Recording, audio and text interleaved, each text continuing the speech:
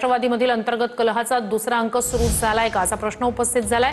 सुनेत्रा पवार यांच्या राष्ट्रीय अध्यक्षपदावरून पक्षातील नेत्याकडूनच नोटीस देण्यात आली। राष्ट्रीय सचिव सच्चिदानंद सिंह यांनी वकिलामार्फत नोटीस पाठवली आहे। सच्चिदानंद सिंह यांनी ही नोटीस स्वतः पाठवली आहे की त्यामागे आणखी कुणी आहे याचा आता पक्षातल्या वरिष्ठ नेतृत्वाकडून शोध घेतला जातोय। याबद्दल अधिकची माहिती घेतली जाणार आहे। राष्ट्रवादीनं फेब्रुवारीत निवडणूक आयोगाला पाठवलेल्या पत्राबाबत सुद्धा संभ्रम कायम आहे। प्रफुल्ल पटेल यांनी केलेला पत्रव्यवहार सुनेत्रा पवार यांनी पत्र पाठवून रद्द केला होता। पत्रात प्रफुल्ल पटेल आणि तटकरे यांचा जो उल्लेख करण्यात आलेला होता त्यांच्या नावापुढे कोणतेही पद नव्हतं। 4 महिने उलटले तरी अद्याप या दोघांच्या पदाबाबत संभ्रम कायम आहे। त्यामुळे अध्यक्षपदाच्या निवडीतील आक्षेपात कुणाचा सहभाग आहे याचाही शोध घेतला जाणार असल्याचं सूत्रांकडून कळतंय।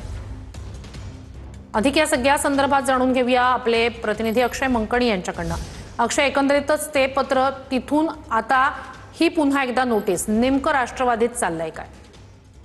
नक्की श्रुती, खरं तर राष्ट्रवादी काँग्रेस पक्षाच्या राष्ट्रीय अध्यक्ष असलेल्या सुनेत्रा पवार यांना त्यांच्याच पक्षामधनं खरं तर आव्हान देण्यात आलेलं असल्याचं आपल्याला पाहायला मिळतं। सच्चिदानंद सिंह जे पक्षाचे सचिव आहेत त्यांच्याकडनं सुनेत्रा पवार, त्याचसोबतच प्रफुल्ल पटेल आणि ब्रिजमोहन श्रीवास्तव या तिघांना देखील कायदेशीर नोटीस जी आहे ती वकिलांमार्फत देण्यात आलेली आहे। आणि या नोटिसीमध्ये त्यांनी नमूद केलंय की राष्ट्रीय अध्यक्ष म्हणून सुनेत्रा पवार यांची निवड जी आहे ती चुकीच्या पद्धतीने झालेली आहे। खरं तर जी काही नियम जे काही फॉलो करायचे होते, खरं तर ज्या नियमानुसार ही निवड प्रक्रिया होणं गरजेचं होतं ती तशा पद्धतीने ही सगळी निवड प्रक्रिया झालेली नाही असा ठपका जो आहे तो त्यांनी या नोटिसीमध्ये ठेवण्यात आलेला आहे। त्यामुळे राष्ट्रीय अध्यक्षपदाच्या बाबतची निवड प्रक्रिया जी आहे ती पुन्हा एकदा होणं गरजेचं आहे अशा संदर्भातली नोटीस जी आहे ती वकिलांच्या मार्फत त्यांनी पाठवलेली आहे। आता या सगळ्या संदर्भात पक्षाकडनंच आव्हान आल्यानंतर पक्षाची एक शिस्तपालन समिती आहे, त्या शिस्तपालन समितीचे अध्यक्ष जे आहेत ते जय पवार आहेत। जय पवारांकडनं या सगळ्या संदर्भात अधिकृत कोणती भूमिका मांडण्यात येते आणि शिस्तपालन समितीचे अध्यक्ष म्हणून, कमिटीचे अध्यक्ष म्हणून त्यांच्याकडनं सच्चिदानंद सिंह यांच्यावरती कोणत्या प्रकारची कारवाई करण्यात येते हे देखील पाहणं तितकंच महत्त्वाचं ठरणार आहे। परंतु सच्चिदानंद सिंह यांनी जी वकिलामार्फत नोटीस पाठवली आहे ती त्यांनी स्वतःहून पाठवली आहे की त्यांना कोणत्या तरी नेत्याने खरं तर ही नोटीस पाठवायला भाग पाडलेला आहे। या सगळ्या संदर्भातला देखील शोध जो आहे तो आता पक्षातल्या वरिष्ठ नेत्यांकडनं होताना पाहायला मिळतो। कारण की आपण जर राष्ट्रवादी काँग्रेस पक्षाच्या नक्कीच अक्षय, नक्कीच या सगळ्या संदर्भात नेमक्या काय घडामोडी घडतायत, काय प्रतिक्रिया उमटतायत, अपडेट्स घेत राहूच। तुर्तास धन्यवाद।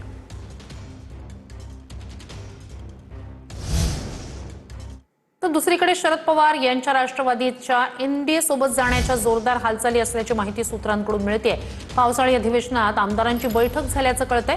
जयंत पाटील यांच्या नेतृत्वात ही बैठक झाल्याची माहिती सूत्रांनी दिली आहे। रोहित पवार वगळता इतर आमदारांची बैठक झाल्याची सूत्रांकडून माहिती मिळाली आहे। तर एनडीए सोबत चला असं बहुतांश आमदारांनी या बैठकीत मत मांडल्याचं कळतंय। तर आमदारांचं हे मत जयंत पाटील आता शरद पवार यांना कळवणार आहेत। अंतिम निर्णय शरद पवार घेणार आहेत। शरद पवार यांची राष्ट्रवादी एनडीए सोबत जाणार असल्याच्या चर्चा गेल्या काही दिवसांपासून रंगू लागल्यात।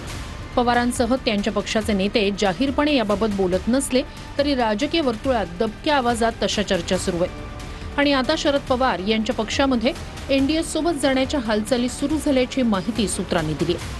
पावसाळी अधिवेशनादरम्यान जयंत पाटील यांच्या नेतृत्वात राष्ट्रवादीच्या 10 पैकी 9 आमदारांची बैठक पार पडली। रोहित पवार सोडून पवारांच्या राष्ट्रवादीचे इतर सर्व आमदार या बैठकीला हजर होते। सत्ताधारी एनडीए सोबत चला असं मत बहुतांश आमदारांनी या बैठकीत मांडल्याचं कळतंय। आता या 9 आमदारांचं मत जयंत पाटील शरद पवार यांना कळवणार आहेत। थोड्याच दिवसात शरद पवार आमदार आणि खासदारांची बैठक घेण्याची शक्यता आहे। जयंत पाटील यांनी आमदारांसह पक्षाच्या खासदारांचं मतही जाणून घेतल्याचं कळतंय। दरम्यान आमदार खासदारांचं मत जाणून घेतल्यानंतर आता शरद पवार कोणता अंतिम निर्णय घेणार याकडे राजकीय वर्तुळाचं लक्ष लागलंय।